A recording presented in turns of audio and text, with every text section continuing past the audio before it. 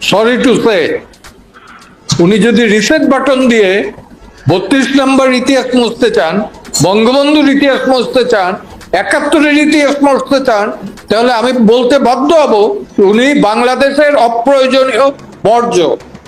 Doctor ইউনূসের নাম মুছে যাবে। দেখা যাক রিসেট বাটনে চাপাচাপির ভেতর থেকে উনি আমাদের ইতিহাস উল্টাই দেবেন, আমরা ওনাদের ইতিহাস উল্টাই দেবো। তো অতীত নাই, ওনার তো অতীত নাই। 71-এ ওনার কোনো অ্যাক্টিভিটি আমরা জানি না। 71-এর কোনো অ্যাক্টিভিটি নাই, এবং 5ই আগস্টের প্ল্যান উনি 4 বছর ধরে করছেন না 5 বছর ধরে করছেন, we don't know. He is a conspirator. হইতে পারে সে নোবেল লরেটি, হতে পারে উনি পণ্ডিত ব্যক্তি, হতে পারে উনি জ্ঞানী, হতে পারে উনি শিক্ষক, হতে পারেন উনি অনেক কিছু, অনেক বড়, কিন্তু ওই কথার ভিতর থেকে ওনার যেটা বের হয় যে রিসেট বাটন চাপ দিছে, তো রিসেট বাটন কিন্তু আমরাও চাপতে পারি। আমরা যেরকম 71-এ পাকিস্তানরে ওয়াশ আউট করিয়া বাংলাদেশ ক্রিয়েট করছি, সেইভাবে চাপ দিতে পারি। আমাদের জেনারেশন থেকে এবং পরের জেনারেশন থেকেও, ফিউচারের জেনারেশন থেকেও ডক্টর ইউনূসের নাম মুছে যাবে, তাতে তার কিছু আসে যায় না। বেসিক্যালি তো উনি American citizen, so far hour knowledge is concern. নরওয়ের সাথে ওনার খুব ভালো সম্পর্ক, এই দেশের সাথে না। এবং লেকচার টেকচার যা দিয়ে বেড়ানো ওই দেশেই দিয়ে বেড়ানো। তো দেখা যাক রিসেট বাটনে চাপাচাপির ভেতর থেকে উনি আমাদের ইতিহাস উল্টাই দেবেন, আমরা ওনাদের ইতিহাস উল্টাই দেব। আপনার মাধ্যমে আরেকটা কথা আমি বলি, উনি ছাত্র মারা গেছেন এটা যেমন বলছেন, সত্যি আমরা দুঃখিত, তার প্রতি আমাদের অবজ্ঞা নাই এই ছাত্রদের প্রতি। কিন্তু পাশাপাশি আমি আরেকটা কথা ক্লিয়ারলি বলি, পুলিশ কত মারা গেছে সেটাও আমরা জানতে চাই। 5ই আগস্টের পর থেকে পুলিশ কত মারা গেছে, কত আহত হয়েছে, সেটার একটা হিসাব আমরা জানতে চাই। একজন সিটিজেন অফ দ্য রিপাবলিক হিসাবে এইরকম রিসেট বাটন চাইবে এই সব কিছু কিন্তু অতীত করা যাবে না। পুলিশ কতজন মারা গেছে এবং শিক্ষক কতজনকে পদত্যাগ করানো হয়েছে মব ট্রায়ালের ভেতর থেকে, মব ট্রায়ালও বলবো না, মব ভায়োলেন্সের ভেতর থেকে। এই তো শিক্ষা দিচ্ছেন উনি, এরকমের শিক্ষক যে উনি ঘাড় ধরে ছাত্রদের দ্বারা, প্রধান শিক্ষক প্রিন্সিপাল এদের ঘাড় ধরে বের করে দিতেছেন। এই শিক্ষাটা উনি দিচ্ছেন, সেটাকে কন্ডেম করেন নাই। বিং এ টিচার, নোবেল লরেটি, আবার ওনাকে দিয়ে অনেক ব্যবসা হবে, গ্রামীণ ব্যবসা হবে, আরো কিছু ব্যবসা হইতে পারে, কিন্তু দেশ পরিচালনা হবে না, এটা গ্যারান্টেড। দেশের জন্য তিনি অপরিহার্য না, উনি এখন বর্জ্যতে পরিণত হয়েছেন, বর্জ্য। সরি টু সে, উনি যদি রিসেট বাটন দিয়ে 32 নম্বর ইতিহাস মুছতে চান, বঙ্গবন্ধুর ইতিহাস মুছতে চান, 71-এর ইতিহাস মুছতে চান, তাহলে আমি বলতে বাধ্য হব উনি বাংলাদেশের অপ্রয়োজনীয় বর্জ্য। যে ইতিহাস মুছতে আসবে 71-এর ইতিহাস অন্তত, সেটা টলারেবল না। এখনো আমরা বহুত মুক্তিযোদ্ধা বেঁচে আছি। হ্যাঁ, আমাদের গায়ে, আমাদের রক্তের বিনিময়ে স্বাধীনতা। উনি তো ছিলেন না, কোথায় ছিলেন? ওনাদের উপদেষ্টাদের অনেকের বয়স হয় না তখন। একজনের ছিল, উনি তো তখন চলে আসছেন ইস্ট পাকিস্তানে। তো যাই হোক, আমি এই ব্যাপারে খুব একটাই করতে চাই না, কারণ কে কি বললো, উনি বললেন আর আমার লাভ দিতে হবে এমন কোনো কথা নাই। না, রাষ্ট্রের সর্বোচ্চ জায়গায় থাইকে যদি তিনি একটা ইন্টারন্যাশনাল রাষ্ট্রের সর্বোচ্চ গণমাধ্যমে জায়গায় উনি নাই, ওনাকে বসানো হয়েছে, উনি বলছেন যে ছাত্ররা তাকে বসাইছে। উনি তো জনগণের প্রতিনিধিত্ব করেন না, ছাত্রদের প্রতিনিধিত্ব করেন। কোন ছাত্রদের?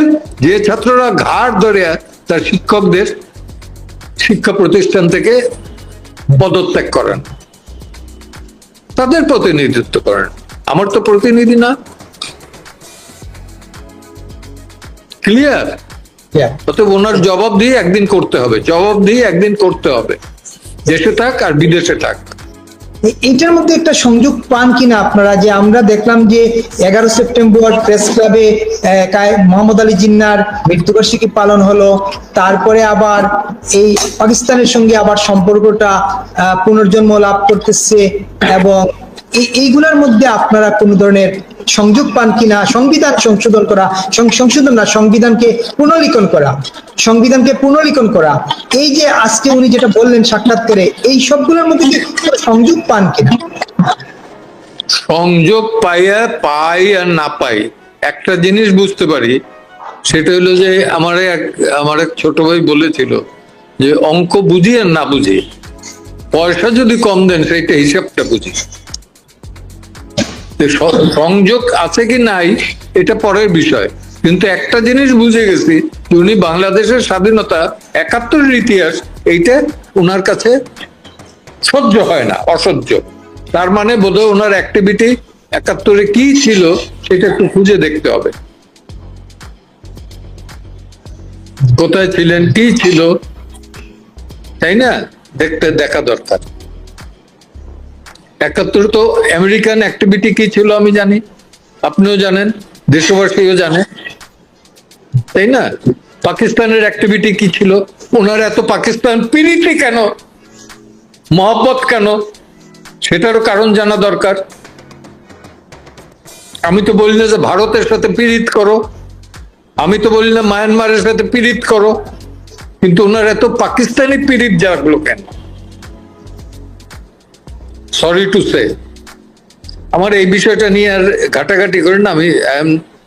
আমি বোধহয় আমরা আসলে মানুষ জানতে চায়, শুনতে চায় আপনার বক্তব্য। মানুষ জানতে চায়, শুনতে চায়। শোনেন, লিবারেশন ওয়ার 71, 30 লক্ষ মানুষের শহীদের রক্তের বিনিময়ে অর্জিত যে দেশের স্বাধীনতা, যে দেশের পতাকা, যে দেশের মানচিত্র, সেই দেশে দাঁড়িয়ে আপনি যদি এগুলোকে অপমান করতে চান, এটা নিয়ে তো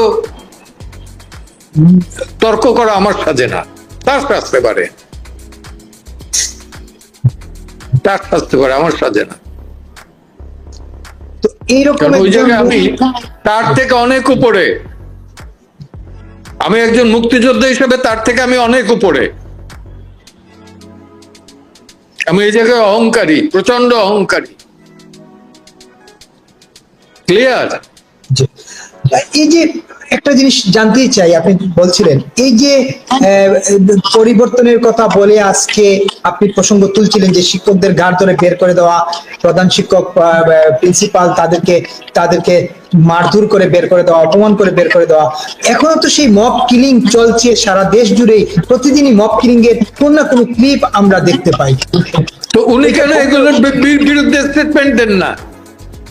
শুধুমাত্র আইন উপদেষ্টা দেখলাম যে মব কিলিং এটা টলারেট করা হবে না, উনি তো একটাও কন্ডেম করেন না। এটা কি রাষ্ট্রের ভেতরে পড়ে না, না বাইরে পড়ে? 5ই আগস্টের আগে ছাত্র হত্যার হুকুম যদি শেখ হাসিনা দিয়ে থাকে, আমি বলবো যে তারপরের সব ঘটনার হুকুমদাতা কিন্তু থাকবেন ডক্টর ইউনূস। ক্লিয়ার? আপনি যখন এই জায়গায় বলেন হুকুমদাতা, উনি তো ক্লিনটন ফাউন্ডেশনের প্রোগ্রামে বলেছেন যে এই আন্দোলনের মাস্টার মাইন্ডকে পরিচয় করে দিয়ে বলেছেন যে খুব সুপরিকল্পিতভাবে এই আন্দোলন হয়েছে, এবং আমরা 19 সাল থেকে এই পরিকল্পনা করতে করতেই আজকে এই জায়গায় আসছি। এই সুপরিকল্পিত একটা আন্দোলনে এত লোক মারার দায় দায়িত্ব কে নিবে? উনি নেবেন,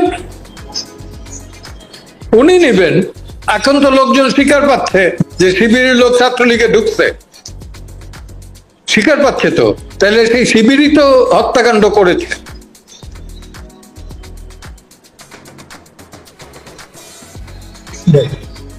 ছাত্রলীগের নাম নিয়ে বদনাম হয়েছে, ছাত্রলীগের কারবার করতে শিবির।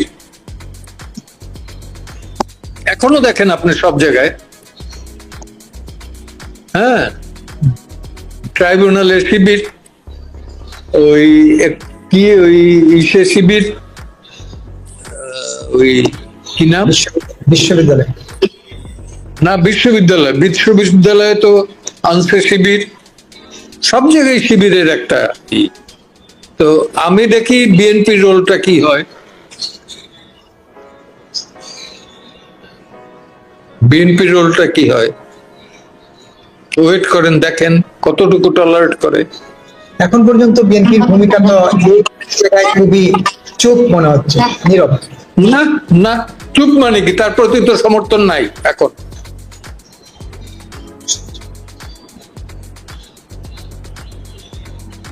অতি শীঘ্র নির্বাচন দিক, বোঝা যাবে। এখন তো সব জায়গায় জামাত নেতৃত্ব দিচ্ছে সরকার, অনেকেই বলেন সরকার জামাত পরিচালনা করছে। ওকে নির্বাচন দিক না, দেখা যাক কারা গভর্নমেন্ট ফর্ম করে। আমি বলি না যে আওয়ামী লীগ ফর্ম করবে, আওয়ামী লীগ ফর্ম না করলেও জামাত করতে পারবে না, করবে বিএনপি। সংস্কারের আগে তো নির্বাচন হওয়ার কোন সম্ভাবনা নেই। সংস্কার ওইটা পার্লামেন্টে যদি রেটিফাই না করে, সংস্কার উনি এক সংস্কারক আসছেন, রিফর্মিস্ট, রিফর্ম করতে আসছেন,